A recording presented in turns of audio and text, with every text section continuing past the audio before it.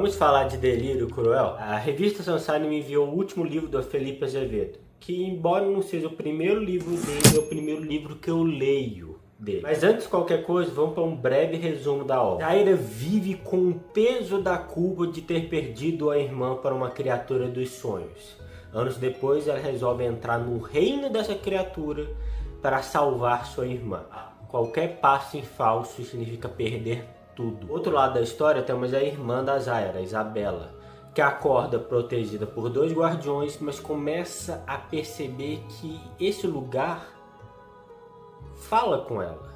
Ela tem uma ligação profunda com esse reino e isso daí pode significar problemas. Em suma, enquanto uma tenta curar o sentimento de perda, a outra tenta não mergulhar nas trevas de uma vez. Quando me apresentou a obra, a revista disse que era uma dark fantasy.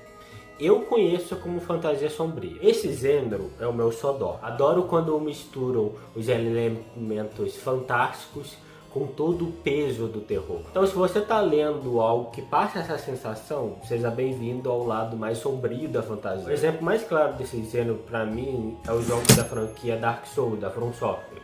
Mas se você quer algumas recomendações para abraçar esse gênero de uma vez, temos The Witcher, Império do Vampiro, Guerra da Papoula. Delírio Cruel entra nesse gênero, mas por sua vez me passou muito mais a sensação, ou a vibe, vamos colocar desse jeito, de uma história de contos de fada dos irmãos Grimm. Osvaldo, Grimm é aquela série do detetive? Deus me dá paciência. Os irmãos Grimm foram dois estudiosos alemães que reuniram os contos de fada da sua época. Em sua época, eu quero dizer, não são essas versões coloridas.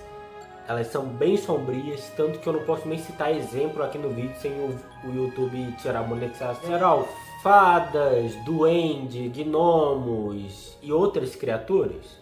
Sim, mas a maioria pode e vai te levar de F. Porque eu sou um fiel defensor que fada não é um bichinho bonitinho. Eu não gosto dessa criatura. Continuando. Delírio Cruel passa essa sensação de contos de fadas daquela época. É um livro que tem todos os elementos por se tratar de um reino, ou seja, tem a estética medieval, espadas, príncipes, reis, ao mesmo tempo que pega o lado mais sério, mais sombrio, mais perigoso de quando a gente lida com as questões místicas. Outro elemento que me faz perceber que é bem baseado em contos de fadas é o tamanho, são mais ou menos 40 páginas. Poderia ser beneficiado muito por mais e mais páginas que aprofundem esses reinos, o reino do pesadelo, o reino da inocência, os personagens, as criaturas, porque essa parte do fantástico foi a que mais me interessou em toda a obra. Eu gosto dos elementos da fantasia, mas justamente por esse tamanho, ele é uma porta de entrada muito interessante para quem quer conhecer o gênero e quer conhecer o gênero por um livro nacional. Então, quem quer conhecer a obra, o link está na descrição. Comenta aqui embaixo que criatura você não gostaria de conhecer à noite.